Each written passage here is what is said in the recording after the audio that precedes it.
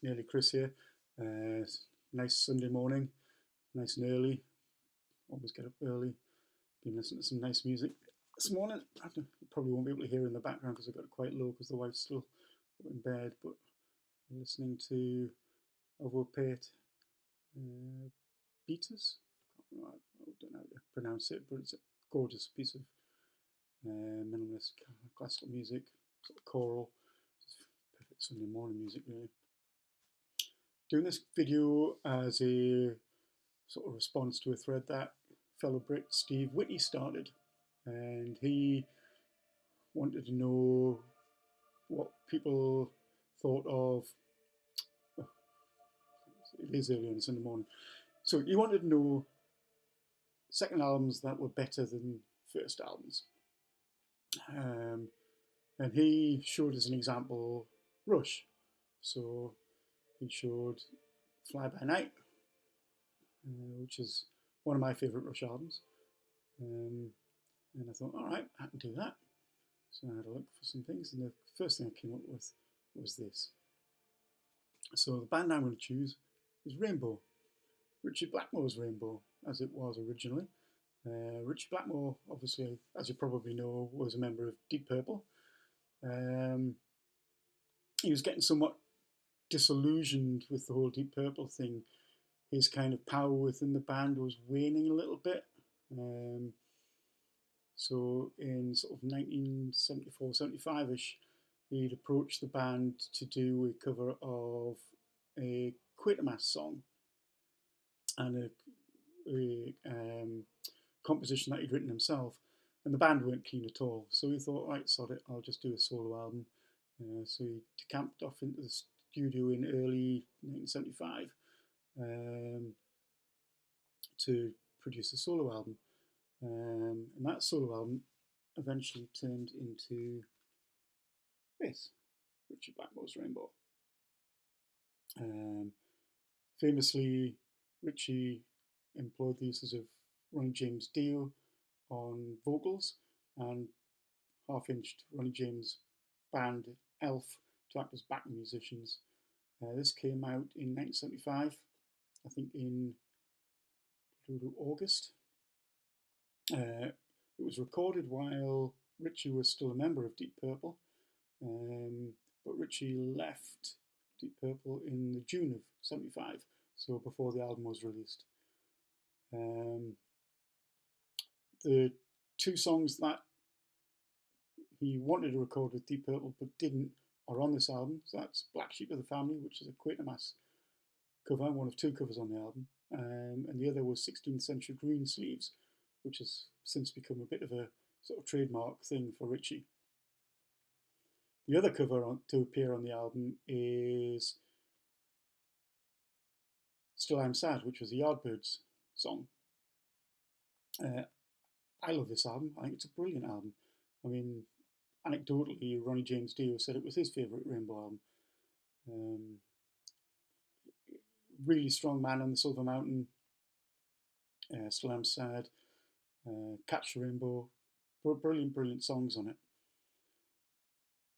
Richie wasn't happy, so after he recorded this album, he sacked all the members, barring Ronnie James Dio.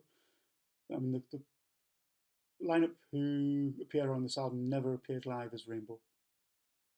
So he sacked the members of the band and brought in Cozy Powell on drums, who was well known for working with Jeff Beck and had a solo project, Cozy Powell's Hammer, which included Whitesnake guitarist Bernie Marsden, if I remember rightly, who Cozy would go on to work with in Whitesnake. He brought in Jimmy Bain on bass, who was a sort of Scottish bassist who had strong songwriting chops as well. He was in a band called Harlot at the time and would go on to work with Dio solo and Whitesnake, etc. Really good bassist in the sort of rock genre. And Tony Carey. Tony Carey was on keyboards. Tony got the gig primarily because his band, who I think were called Blessings, were in the studio next door to the sessions for this album. Blackmore liked what he heard and just invited him along to audition for the album. He got the gig, and you know, the rest is history, as you say. Superb album. Obviously, with being Richie Blackmore, it garnered quite a bit of attention. It reached number 11 in the UK charts and number 30, I think it was, in the American Billboard 200, whatever that might be. It's a great album. I love it. But it's not as good as the second album. And what's the second album? Rainbow Rising. Released the following year. Absolutely superb album. Absolutely superb. Probably, well, it is my favourite Rainbow album. Really strong songs on it. Brilliant. I mean, Stargazer is the song that everyone talks about. Funny enough, although most people would rate it as a much better album, it didn't do as well in the charts. Well, I'm saying that.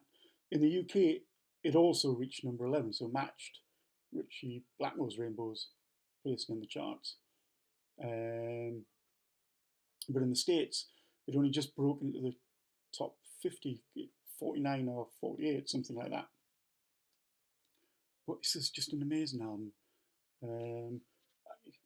As I turned it around, you'll have seen what I've done there. This is an interesting comp in that it's a gatefold which contains both albums.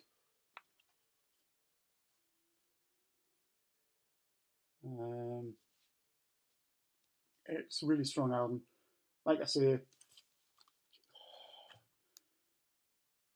I love that one, but it's just brilliant.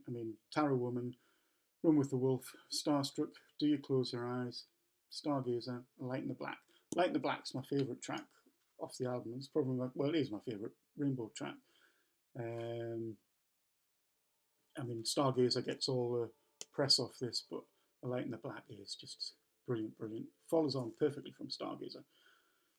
So, quick video while I still got time before Jill gets up out of bed. So there you go. Rainbow Rising, second album, beating out Richie Blackmore's Rainbow, the first album. This compilation I picked up in a record store probably about 5 years ago in Newcastle. But I first saw it when one of my mates at school, well, in my brother's year at school, a chap called Mickey Brown had a copy of this, and that which was the first time I heard either of these albums, and I'd never ever seen it before. And then, like I say, about 5 years ago, I wandered into, I think it was RPM in Newcastle, and lo and behold, there it was, at a very, very reasonable price. It has to be saying that the actual quality of the vinyl, it's not bad at all. I could probably do with giving it a clean, but there are no scratches or anything on it. It's on the Poldo Oyster label. And so I was really pleased to find it. Like I say, as a school kid, knowing it as being an album that one of my mates had, never ever seen it again, and then 5 years ago picking it up, so what, 30 years or so after seeing it for the first time round, never haven't seen it again. There you go. There you go, Steve. Hope that was a bit of interest for you.